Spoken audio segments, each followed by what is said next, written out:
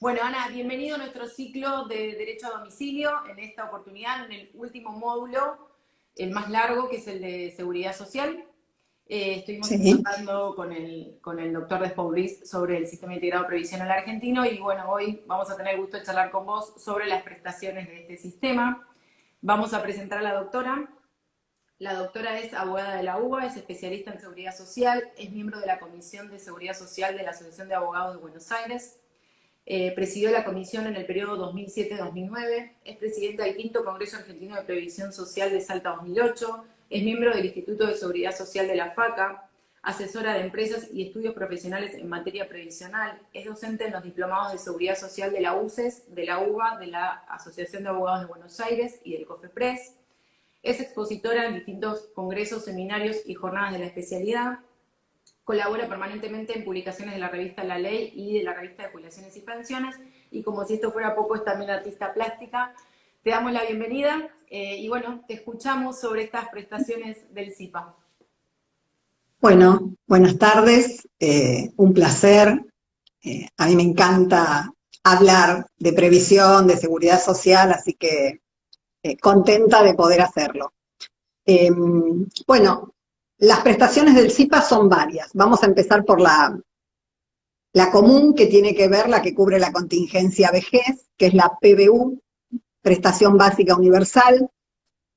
Eh, Uno, la característica de la prestación era que toda persona que reúna los requisitos de edad y servicio pueda acceder a esta prestación. Si uno piensa en edad, la norma dice mujeres 60 años, varones 65. Sin embargo, el mismo artículo 19 ya establecía eh, la opción de la mujer de poder continuar en actividad hasta los 65. O sea que el objetivo, cuando se crea la ley, que era que todo el mundo se vaya a la capitalización, el darle la opción a la mujer que trabaje 5 años más era para que pueda juntar más fondos en su cuenta de capitalización. Uno lo puede ver de dos formas, o sea, 60, 65, o a veces escuché a alguien que dice, la edad es 65, pero la mujer puede a los 60. Yo creo que en realidad lo claro es 60 y 65, después uno por cuestiones laborales decidirá si sigue la mujer hasta los 65, y hoy tanto mujeres como varones, si los intimas, pueden seguir trabajando hasta los 70, o sea, hasta los 70 no los pueden intimar. Entonces, lo primero es la edad. Eh, Hay gente que trabaja en regímenes diferenciales, entonces uno técnicamente habla de edad requerida, porque si yo viene a iniciar una jubilación, alguien que trabajó como chofer de colectivo durante 30 años, esa persona se va a jubilar a los 55, entonces, a pesar de ser un varón, se va a jubilar a los 65. Entonces, cada persona tiene una edad requerida en función del régimen en el que trabajó. En general, cuando uno trabaja en un régimen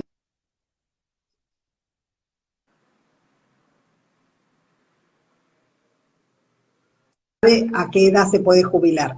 Pero si no tiene todos los años, vamos a necesitar hacer un prorrateo. Si este chofer de colectivo trabajó 15 años como chofer de colectivo y 15 años en tareas comunes, se va a jubilar a los 60 porque tiene 15 de uno, 15 del otro.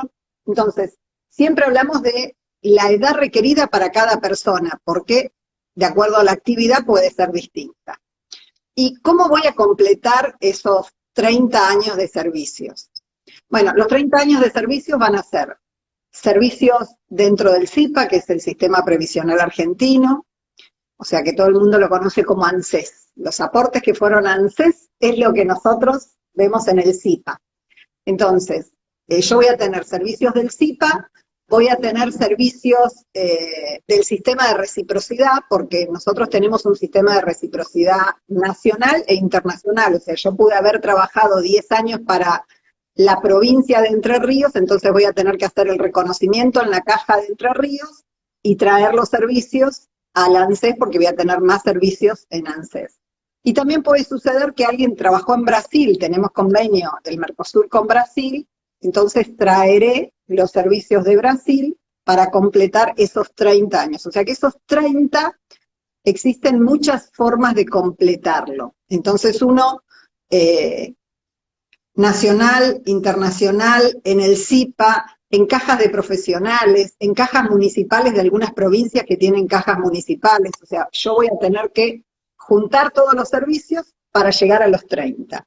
¿Cómo cuento esos 30? Bueno, los 30 los voy a contar recién a partir de los 18 años. Si trabajé antes de los 18 años, no voy a contar los servicios trabajados antes de los 18 años. Hay gente que dice, pero a mí me descontaban. En realidad, hace muchos años había una libreta de ahorro, pero no iba el aporte al sistema previsional. Y si la persona es extranjera, yo recién voy a poder contar esos 30 años a partir que la persona ingresó al país. Porque si la persona no estaba en el país, yo no puedo contar servicios cuando no estaba.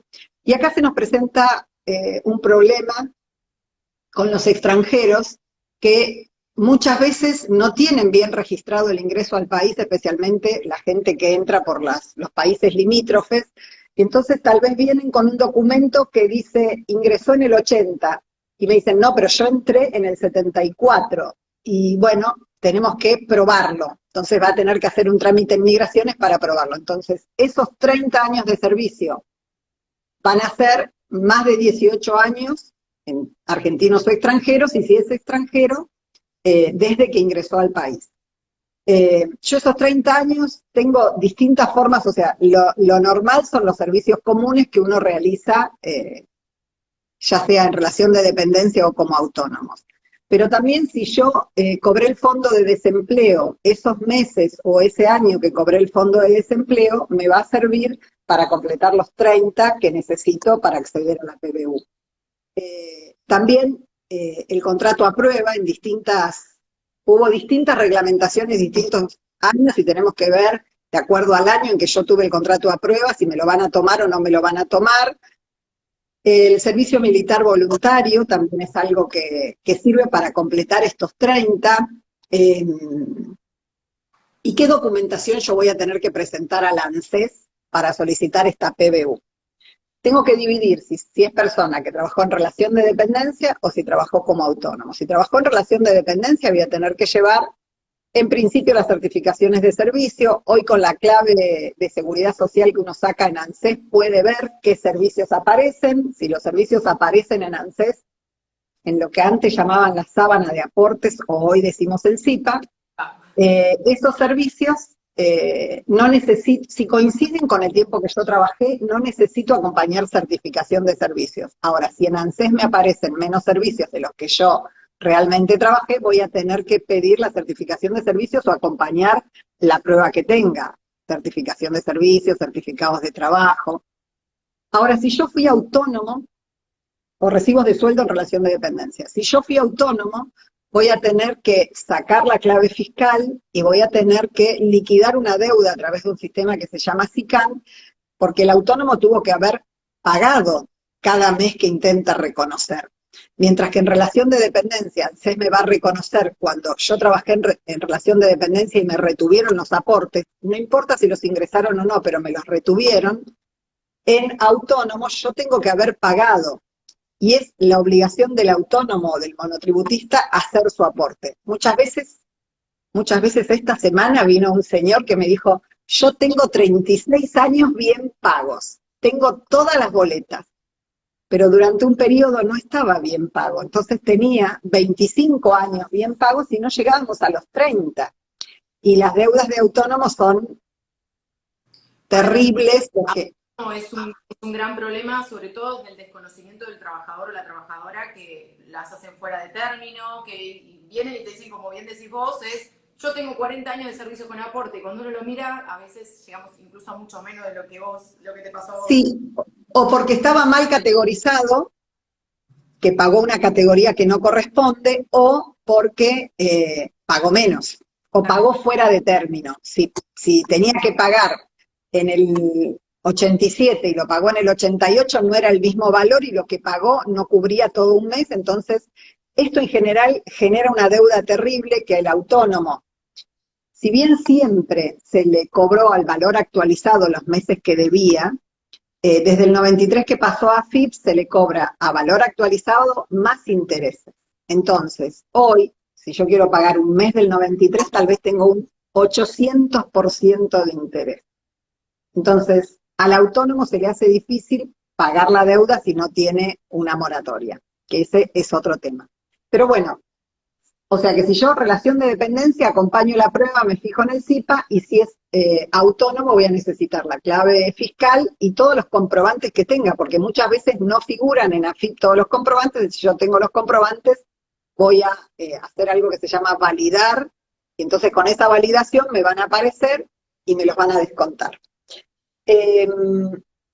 Algo que también para llegar a los 30 años puedo utilizar son la declaración jurada, si cesé antes del 2007. Habíamos quedado hasta que se cortó, nos estabas contando, bueno, la problemática que tienen los trabajadores autónomos y las distintas dificultades, y ahí se cortó. Sí, lo que decíamos era que el problema que tiene autónomos es que a veces cree que paga bien y o pagó a una categoría que era menor o pagó fuera de término y eso le genera deuda de capital más los intereses que son hoy un 800% de un pago del 93. Entonces, las deudas de autónomos son impagables si no son en moratoria o en algún plan de facilidades. Moratorias. Yo quería hacer un pequeño detalle, que estamos hablando de la PBU. Para llegar a los 30 años, durante muchos años existieron moratorias para completar los años. En algunos años yo podía directamente incorporar con moratoria los 30 años. Hoy eso no es posible. Solamente en el caso de las mujeres, que hay una moratoria vigente hasta julio del 22, pero por lo menos tienen que tener 4 años, 10 meses aportados del 2004 para acá, porque la mecánica de la moratoria es, si es Argentina, yo voy a poder declarar servicios desde los 18 años hasta el 2003, y hoy, desde los 18 años al 2003, solo tengo 25 años, 2 meses. Entonces, lo importante son los aportes posteriores al 2004, porque muchas veces viene alguien y me dice, yo tengo 10 años. Bueno, hay que ver los 10 años dónde están, porque si esos 10 años están antes del 2004, no me sirven, porque yo necesito por lo menos 4 años, 10 meses posteriores al 2004. Y que genera Sí. injustas hoy el sistema de moratorias, porque ante una misma ¿Cómo? situación, que genera situaciones injustas hoy, porque justamente, como Sí. bien decía, la misma cantidad de años de servicios con aporte, si la mujer los trabajó después del 2004, la puedo jubilar, si los trabajó antes no. No. Y bueno, un varón hoy no tiene moratoria, solamente puede completar en moratoria años muy viejos, que en general son los que uno tiene trabajados. Así que es un problema para los varones el que no. Esto es justamente por la última modificación impuesta por la 27260 y que hay muchos planteos judiciales al respecto. Exactamente.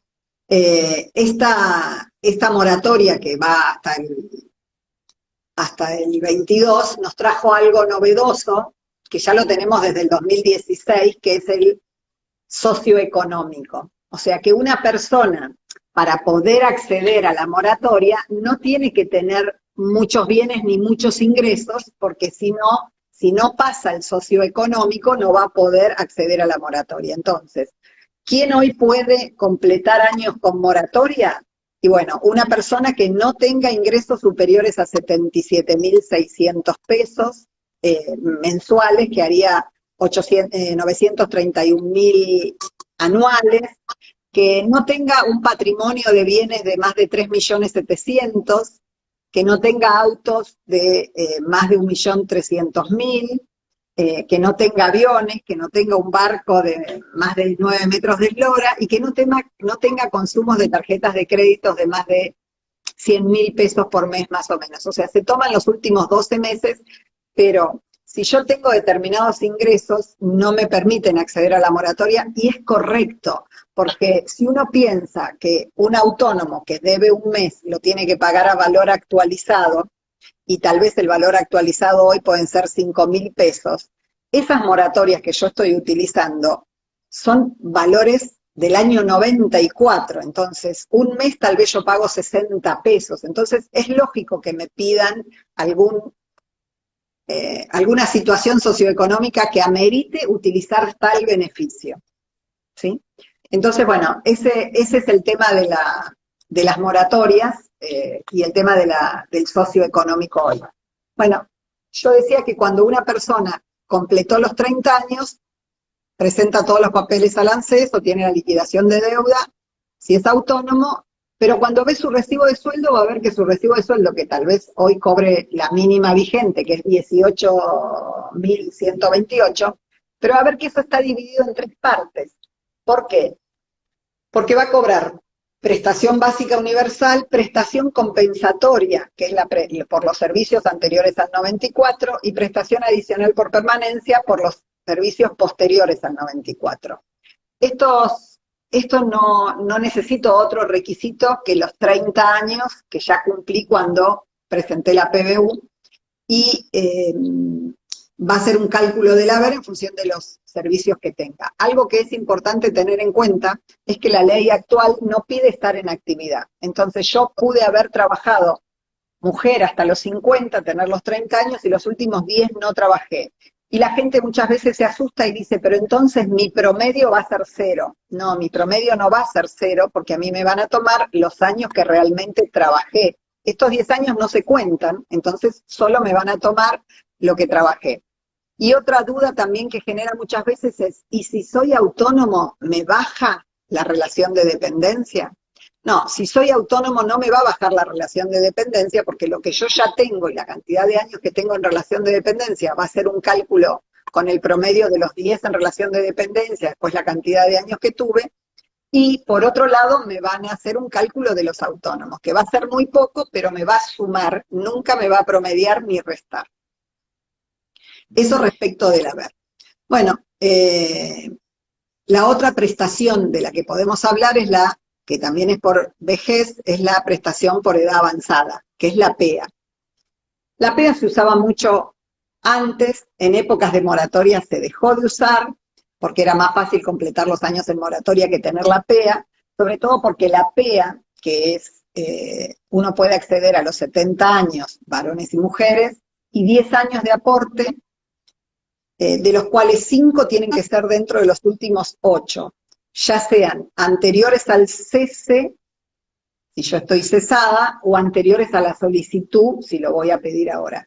Si estoy en actividad y tengo 70 y lo voy a pedir, no hay problema, tengo 5 dentro de los últimos 8.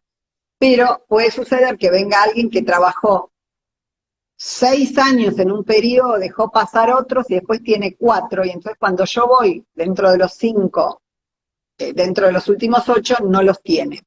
Eso es posible completarlo con moratoria. O sea, el completar 5 dentro de los últimos 8 lo puedo hacer con moratoria. El problema de la edad avanzada es que la edad avanzada no es incompatible con otra prestación. Entonces, si yo mujer a los 70 saco una edad avanzada, después fallece mi marido y quiero cobrar la pensión, no puedo cobrar la pensión.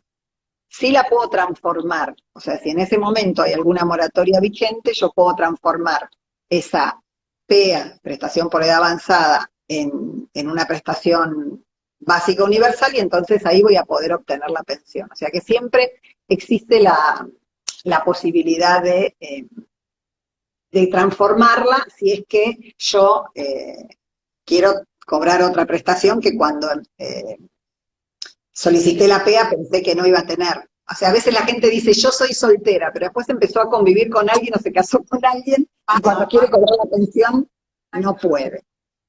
Así que bueno, estas serían las prestaciones por edad. Cuando hablamos de los 10 años, de los 5, o sea, ahora cuando hablemos de requerimiento de servicios, es la misma forma de probar que probamos los 30 de la PBU, ya sea en relación de dependencia de autónomos, se usa la misma metodología. Pasamos al retiro por invalidez. Nosotros lo conocemos habitualmente porque cuando lo pedimos por primera vez es un retiro transitorio por invalidez, un RTI, que me va a pedir 2 líneas de requisitos. O sea, por un lado yo tengo que tener una cierta regularidad o una cierta densidad de aportes, y por otro lado tengo que tener la incapacidad. La regularidad y la incapacidad, yo siempre digo que tienen que jugar las dos. Yo no puedo tener una si no tengo la otra, y a veces lo comparo como cuando, si yo tengo un auto y choco con el auto, o sea, me ocurrió la contingencia, me incapacité, pero si yo no había pagado el seguro, no me van a cubrir. Entonces, esa cierta regularidad es como si yo pagué y me cubrí para que el sistema me dé la prestación cuando me ocurre la contingencia. O sea, entonces, la regularidad, si uno lee el decreto 460 del 99 que me habla de regularidad, parece chino, pero yo digo que si uno lo va desgranando, uno sabe cuál sería la regularidad. Lo primero que uno tendría que pensar es, cuando alguien viene a solicitar un retiro por invalidez, me van a tomar los requisitos desde que lo solicito, no desde que se incapacitó, administrativamente desde que lo solicito. Entonces, cuando uno le ocurre un accidente, una enfermedad, no tiene que dejar pasar el tiempo, porque ese pasar el tiempo lo puede perjudicar. Yo tengo que pedirlo cuanto antes. Entonces, si yo inicio hoy, si quiero iniciar hoy un retiro por invalidez, lo que tengo que hacer es contar, primero ver si en el último periodo, en los últimos 36 meses, tiene por lo menos 30 meses aportados. Si tiene 30 meses aportados, va a ser un afiliado regular con derecho. Si tiene 18 dentro de estos 36, va a ser un afiliado irregular con derecho. La diferencia entre el regular y irregular es que el regular va a cobrar más que el irregular. Cuando yo hablo de que tenga 18 o 30, es distinto si es en relación de dependencia o es autónomo. Si es en relación de dependencia, tal vez el empleador lo depositó fuera de término y sin embargo se lo van a tomar. No hay ningún perjuicio. Pero para el autónomo es muy importante que uno sepa que tiene que hacer el aporte dentro del mes del vencimiento. Porque es muy habitual que el autónomo tal vez no paga por 6 meses y paga después 6 meses juntos. Entonces, de esos 6 meses juntos que pagó para la regularidad en el caso de invalidez o de un fallecimiento, solamente me van a tomar el mes que correspondía, no los 6. Entonces, yo siempre les aconsejo a los autónomos que cuando uno tiene algún problema y no puede pagar un mes, que ese mes no lo pague, pero que no vaya pagando atrasado.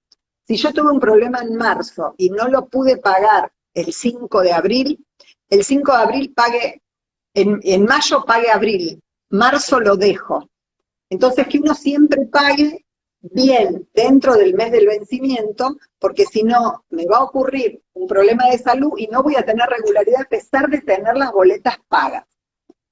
Hay jurisprudencia que dice que si yo las tenía fuera de término me las van a reconocer, pero me voy a tener que ir 5 años a discutir a la justicia y eso no conviene. Entonces es preferible, yo siempre digo que respecto del autónomo uno tendría que hacer una campaña de concientización. Totalmente. En muchos aspectos de seguridad social yo soy una convencida que hay que hacer campañas. Sí, porque la gente a veces paga mal y pierde algún derecho por haberlo pagado mal. Entonces el tema de pagar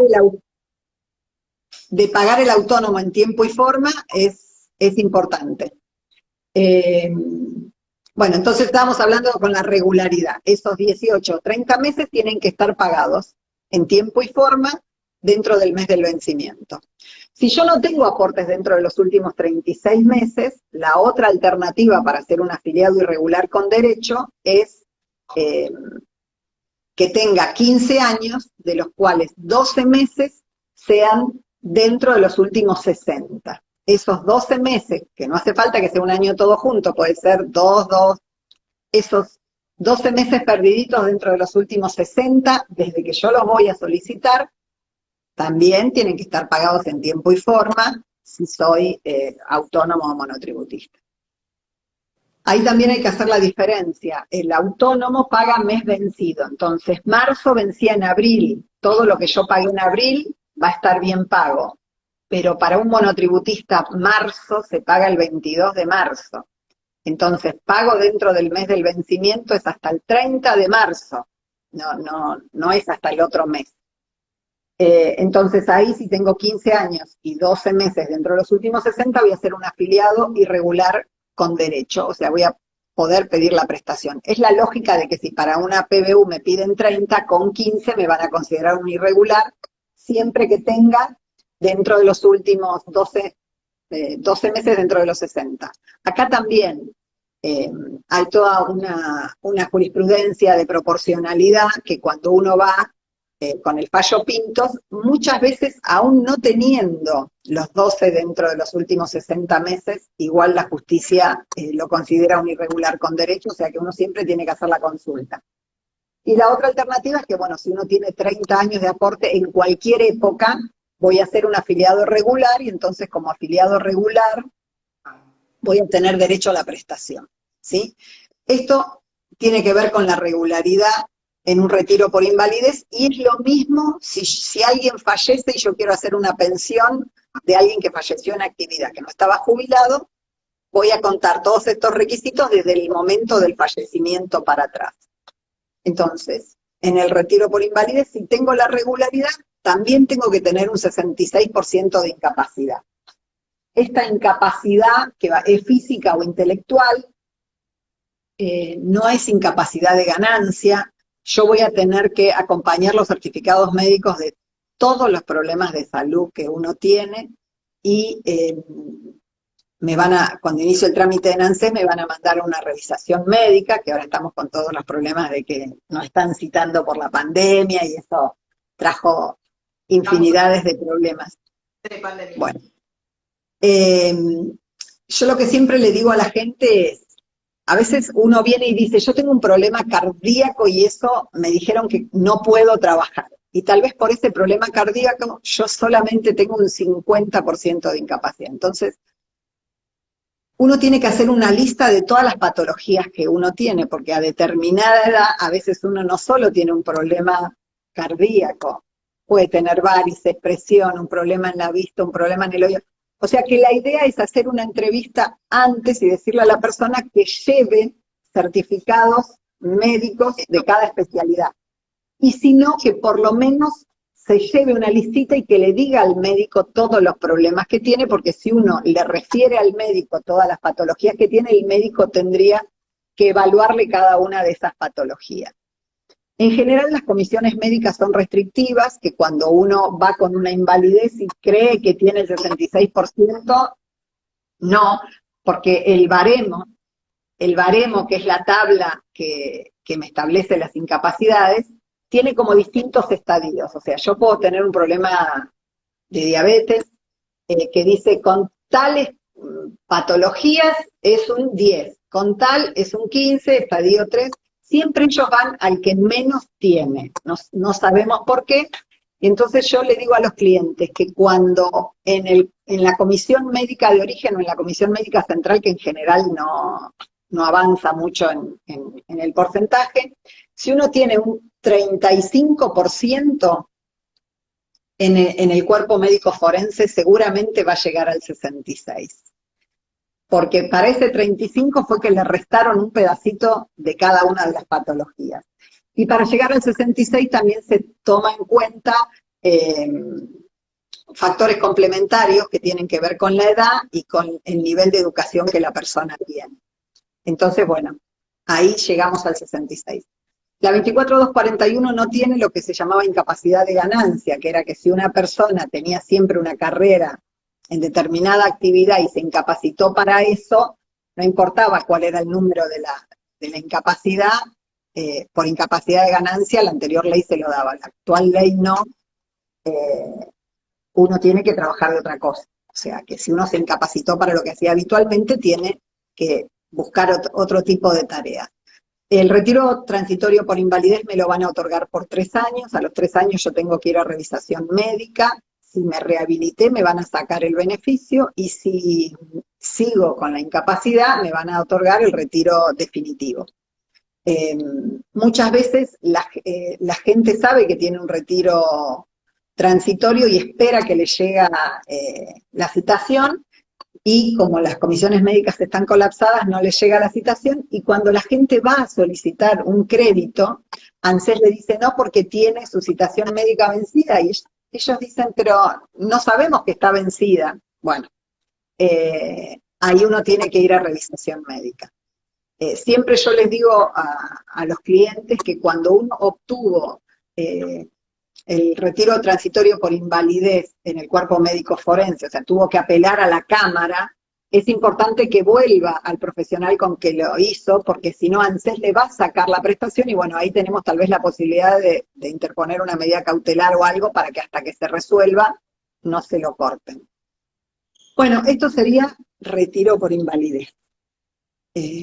Hay del tema de la regularidad cuestiones judiciales, pero me parece que acá el tema era lo básico.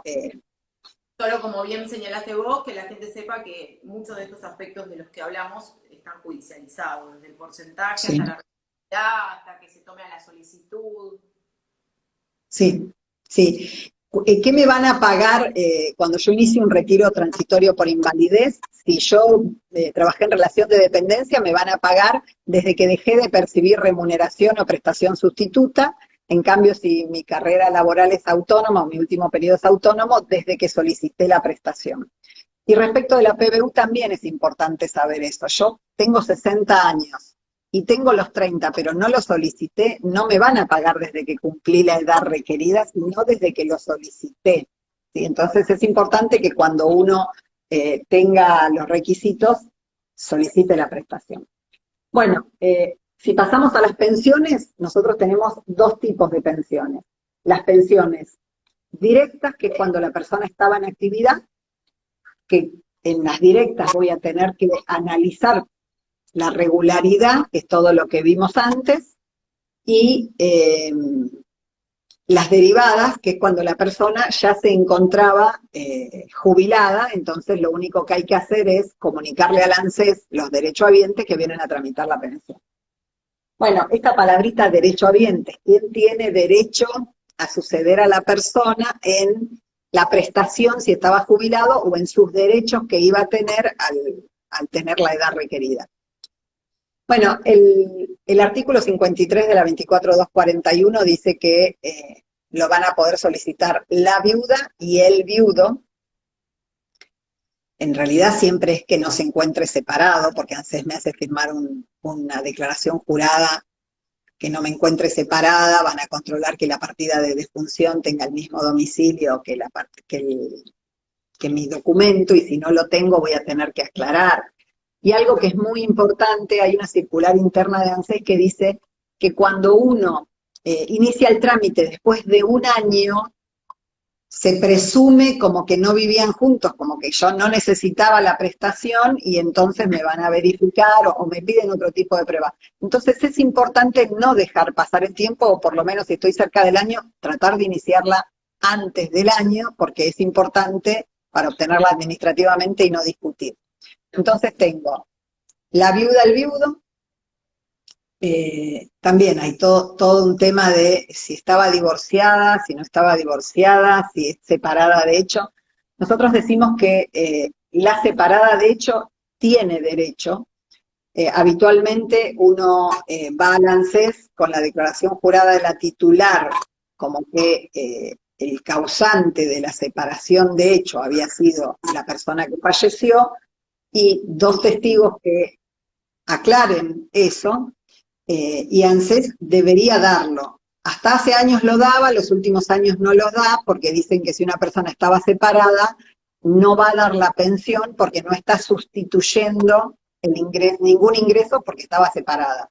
Bueno, yo ante esa situación, cuando me toca algún congreso o alguna charla, yo digo, bueno, que ANSES me cambie la ley, porque si la ley dice que yo tengo derecho, ¿por qué me obliga a judicializarlo y a tener que irme a la justicia y que después ejecutar la sentencia?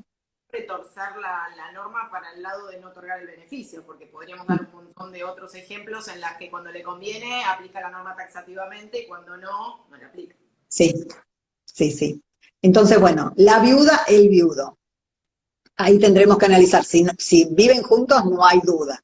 Si tenemos distintos domicilios, tendré que aclarar porque tengo distinto domicilio.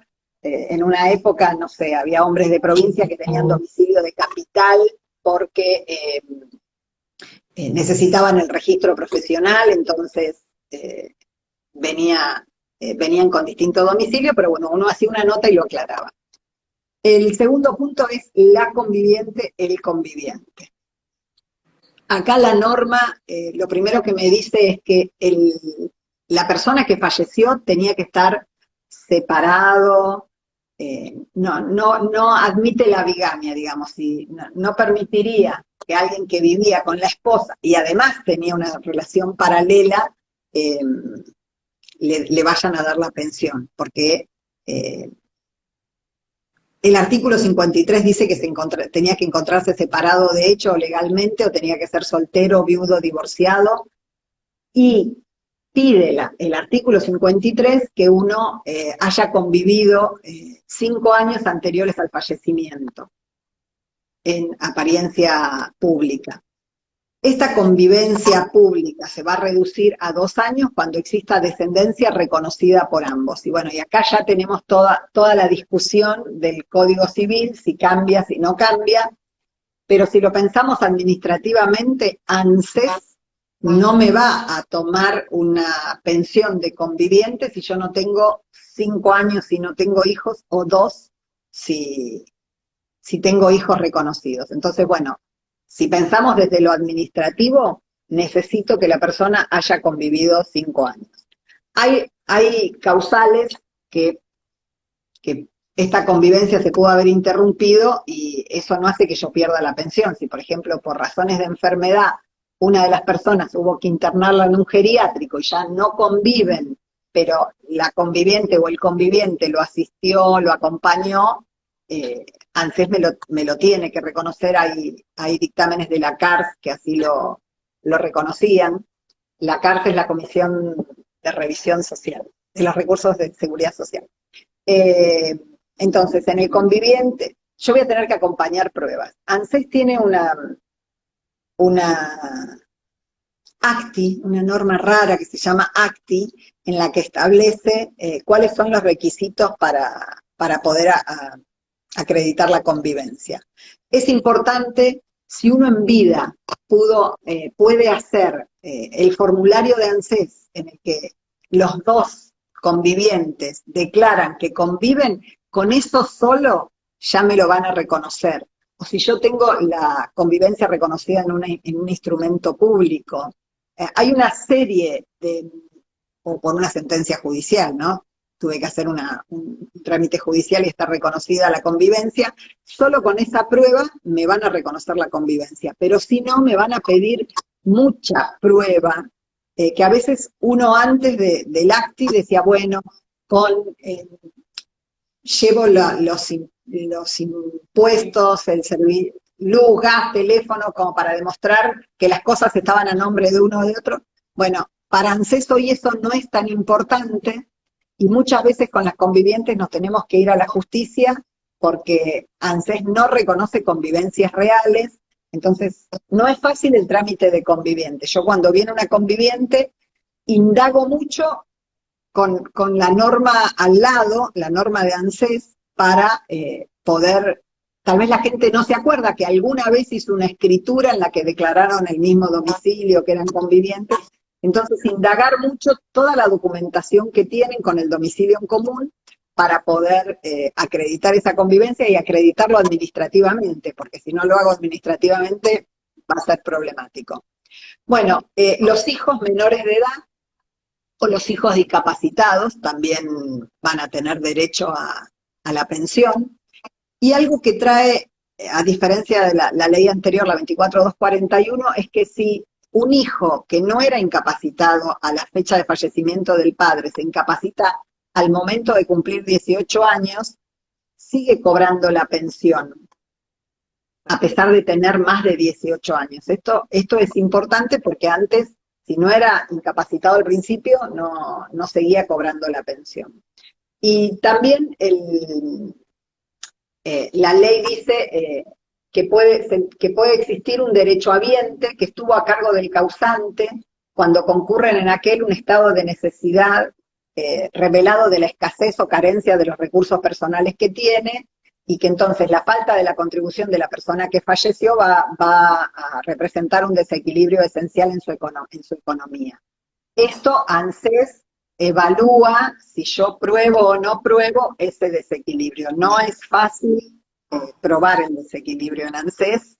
En general uno se tiene que ir a la justicia. Cuando no Pero es bueno, 23 es muy difícil. sí, es difícil. Así que bueno, esto sería convivencia y la última que me falta es la PUAN. La PUAN es la prestación, la pensión universal.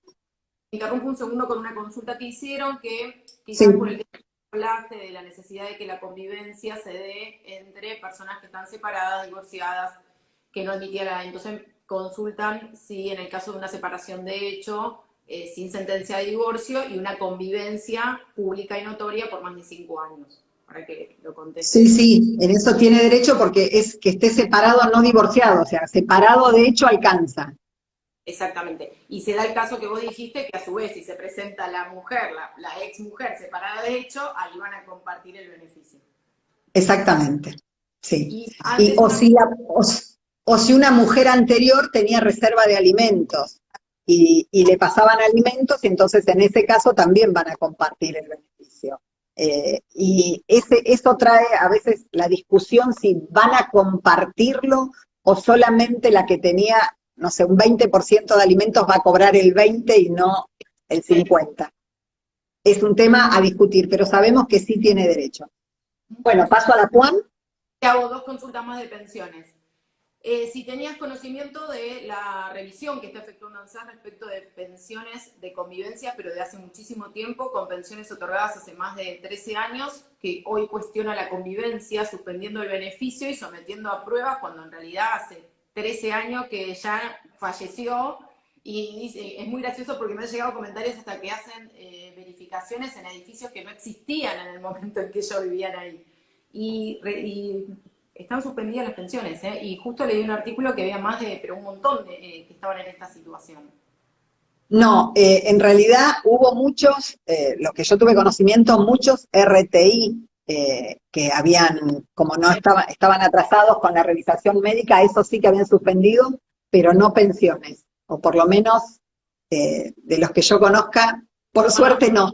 Por suerte no, te digo, porque la realidad es que no, es así como muy increíble. Y la segunda que te iba a hacer es respecto de los hijos y también el tema este con el Código Civil respecto del 53 que habla hasta 18 años de edad. ¿Cuál era tu opinión? Mi opinión, Aparte de que hay que reformar el 53. yo siempre digo que lo que tenemos que hacer es reformar el 53 porque el Código Civil le está poniendo en cabeza de los padres si estudia hasta los 24 años. Pero la ley dice 18, entonces mientras no modifico los 18, me parece que ANSES no lo va a dar, o sea, tenemos que apostar a la reforma legislativa, y si me voy a la justicia con un hijo mayor de 18, bueno, voy a tener que probar que está estudiando y que no puede mantenerse solo. Tal cual. ¿Sí? Bueno, PUAN, que es la última. Bueno, la PUAN, que arranca con la 27260, establece la pensión universal de adulto mayor, en la que varones o mujeres de 65 años van a tener derecho a esta prestación que es de carácter vitalicia y no contributiva.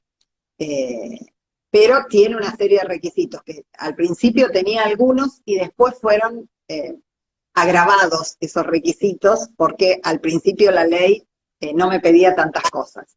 Bueno, es claro 65 para varones y mujeres. El único problema que tiene la PUAN es que no genera derecho a pensión. Entonces yo siempre le digo, intentemos, si usted es soltero no hay problema, pero si usted es casado, intentemos llegar a una edad avanzada, alguna otra prestación, porque si no, la persona que vive con él no va a tener derecho a una pensión.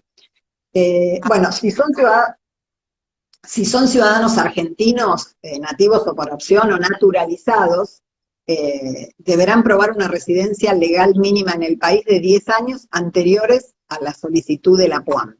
Y en el caso de ser extranjeros, necesitan una residencia mínima de 20 años de los cuales los 10 inmediatos anteriores a la solicitud de la prestación tienen que estar residiendo en el país. No ser beneficiario de jubilación, pensión o cualquier prestación de carácter contributivo o no contributivo, no debe cobrar la prestación por desempleo, o sea, o una o la otra. Y en el caso de percibir o una jubilación o la desempleo, tiene que optar, no puede las dos. Y para el goce de la PUAN es incompatible cualquier actividad en relación de dependencia o autónomo. Esto no era así, originariamente era compatible y después fue modificado y entonces si yo solicito la PUAN no puedo tener servicios autónomos o en relación de dependencia, salvo el monotributo. Y que estén inscritos en el Registro Nacional de Efectores de Desarrollo Social o lo que sería el monotributo social. La PUAN también es compatible con los planes sociales, o sea, yo puedo tener PUAN y puedo tener planes sociales, y el fallecimiento de un beneficiario de PUAN da derecho al subsidio que se da de contención familiar cuando fallece un beneficiario, y para percibir la PUAN uno debe residir en el país. Si deja de residir en el país, no puede percibir más la PUAN, y si sale del país por más de 90 días, le van a dar de baja el beneficio, que después tendrá que restablecerlo. Y bueno, la PUAN también tiene que pasar el socioeconómico, o sea, esta prestación para el que no tiene aportes, tengo que pasar el socioeconómico, que es no tener determinado. A ver si recuperamos.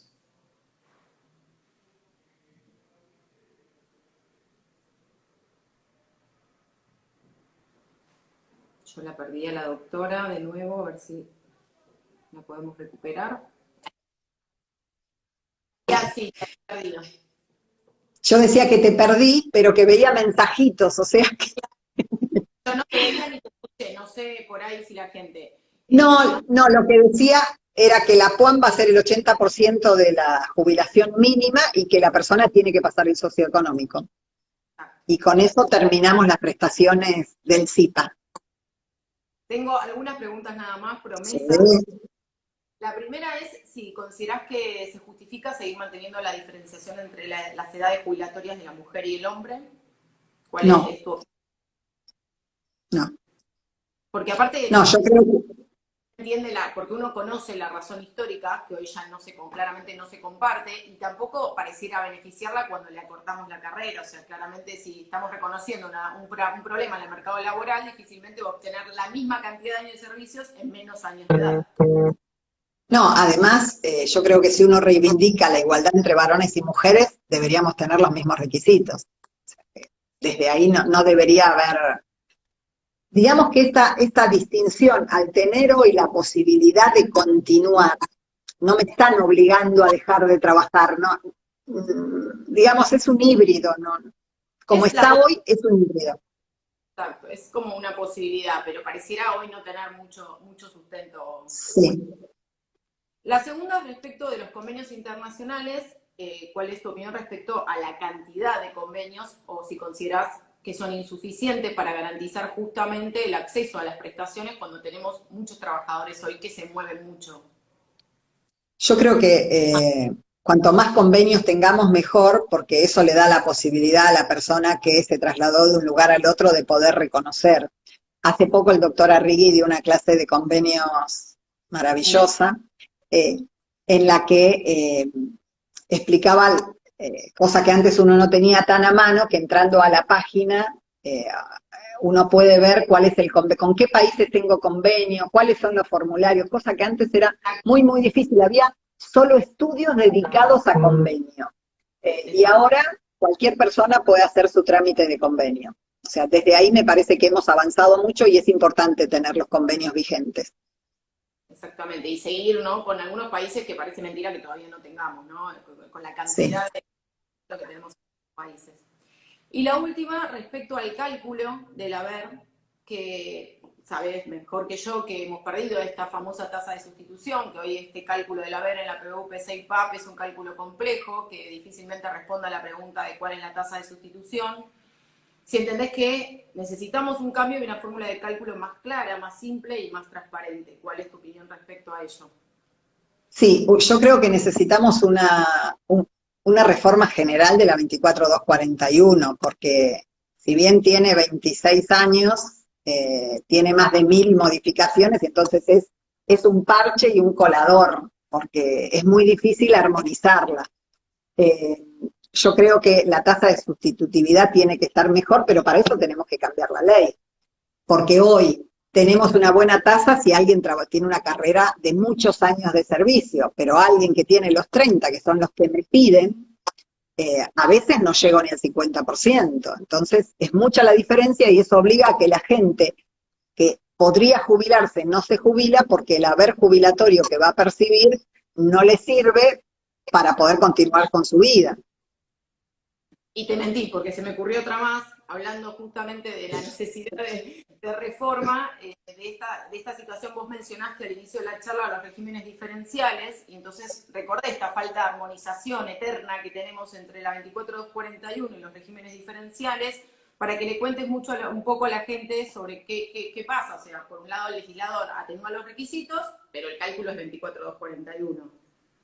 Sí, en los regímenes diferenciales a veces el problema que uno tiene es, hace poco me tocó jubilar a alguien que se jubilaba con 25 años de aportes.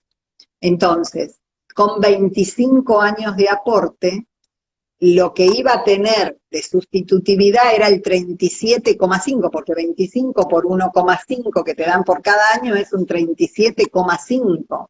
Entonces la persona no podía entender que su sustitutividad iba a ser eso. Yo lo planteé judicialmente y el juzgado no me dijo nada y la Cámara no me dijo nada.